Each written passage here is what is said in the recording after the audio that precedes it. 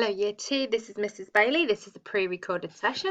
I am available at 9:45, 11 and 1:30 if you'd like to join me for the lesson. That'd be nice to see you, and I hope you've all had a lovely half term.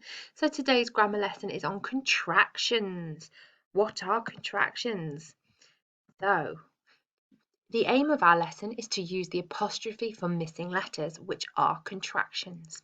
So to be successful in our lesson, you will need to know what an apostrophe looks like, and you all do, remembering they fly up in the air. Look like a little bit of a comma, but a flying comma. We did them before half term.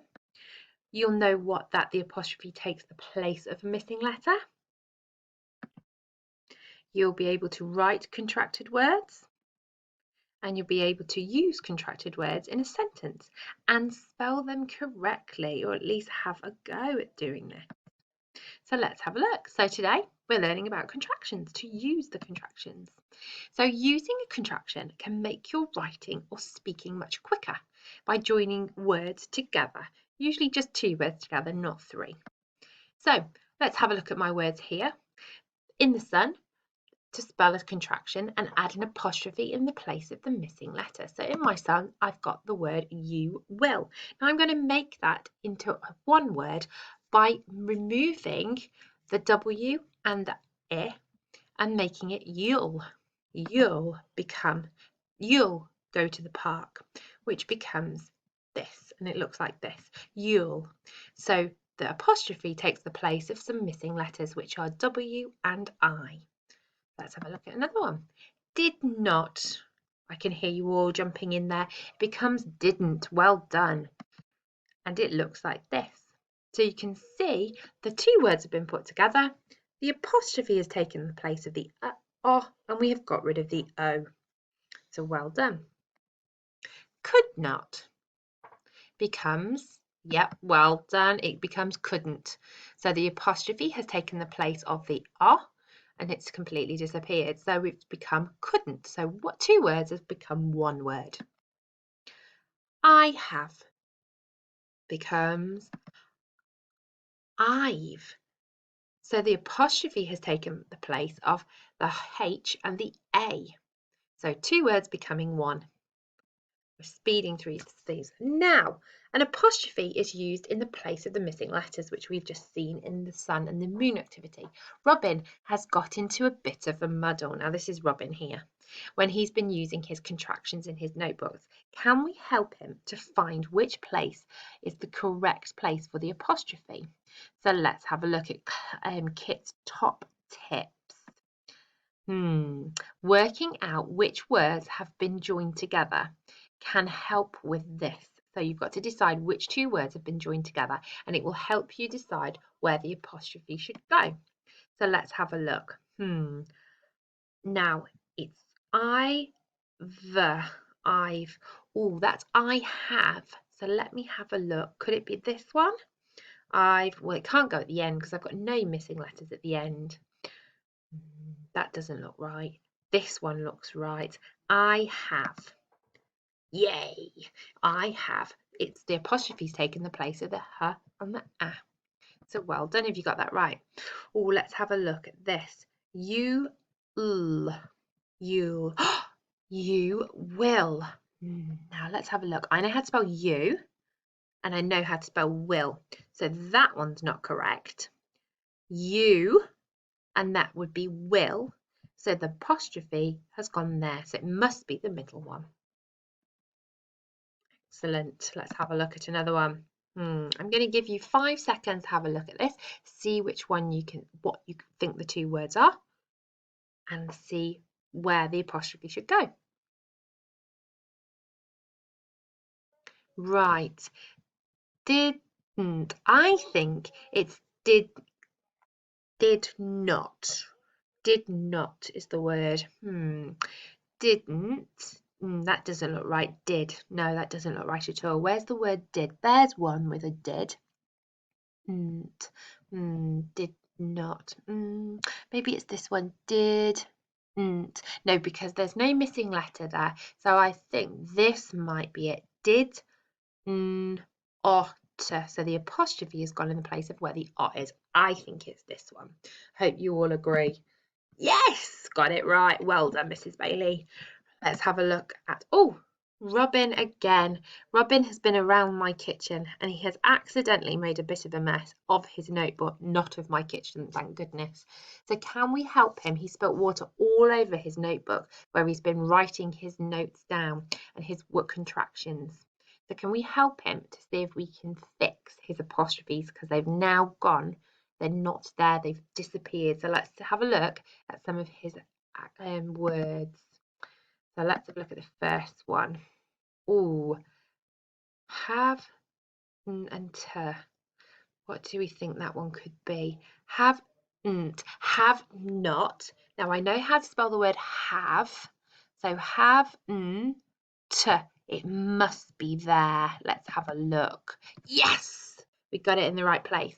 Have not. So the apostrophe's in the right place. Let's have a look at another one. I'm going to give you 2 seconds to see if you can work this out. Would and the. Very good. Would have. So I think the apostrophe, I can see you all pointing at my screen. I think the apostrophe will be going there, just there, would have. And you've probably come across these words in your reading book since reception. Or one more. There, they, there. Oh, that must be they. No, they are. They are. So the apostrophe must go here because it's taking the place of the a. Yes, they are. Brilliant. Got 2 more to do. Mustn't. Well, I think that's the first word. Must, and this must be not. Must not. Mustn't. So the apostrophe has got to go here. Yes, good job. Last one. I'm going to let you do this completely on your own. Give you 5 seconds, and then I'll show you where the apostrophe goes. So it's you've got the word you and have. So the apostrophe goes here, taking the place of the H and the A in have, you've, becoming you. Right. So Robin, now we're going to put into action putting our contractions into some sentences. So Robin has written some notes so that he doesn't forget anything that's happened, but his contraction words are missing. So can you choose the contraction that would best fit in the space? So what I want you to do is pause the video here, have a look at the passage. I'll read it through for you. Have a look at the passage and see where these 4 words might go. So I do my maths work. So Mr. Phillips showed me some quotes about failing and trying. Kit said, I tell anyone, but he had a magic watch. We used the magic watch to take us into the past to meet Thomas Edison. I realised he was deaf. That been hard for him. So have a think. I'm going to give you 10 seconds, pause the video, and that we'll then have a look at them together.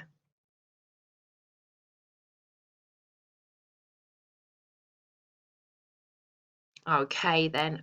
I something do my maths work. I think I couldn't do my maths work. So Mr. Phillips showed me some quotes about failing and trying. Kit said I didn't tell anyone. No. Kit said I must have tell anyone. That doesn't make any sense. Kit said I mustn't tell anyone. That makes sense. But he had a magic watch. We used the magic watch to take us into the past to meet Thomas Edison. I couldn't realise he was deaf. That doesn't sound right. I didn't realise he was deaf. See how I'm trying the different words in the sentence? I didn't realise he was deaf. That's something been hard for him. That must have been hard for him. Yes, let's check. Did you get them right? Oh, let me see, go back and check again. Hold on, Mrs. Bailey, what are you doing? There we go, check again. There we go. I couldn't, I mustn't, didn't, and must have. Yes, did you get them right? Well done. Let's move on. Now, we have looked at them. We have read them. We have had a go at finding the missing apostrophe. Now, just to draw your attention to that if one of your words is not, If not is one word in a contraction, you have to remove the O and replace it with the apostrophe. And these are some of the most common ones we come across in our writing. Couldn't, don't, doesn't, hadn't, haven't, isn't, shouldn't, and wouldn't. And you can see how they have changed each word by moving them together, by placing them together, getting rid of the O and replacing it with an apostrophe. So you can pause the video and have a little look at those. So, but watch out. Oh, these are a bit tricky. Cannot equals can't. You remove one of the N's. So you don't have a double N and you don't have an O. That's a tricky one to remember.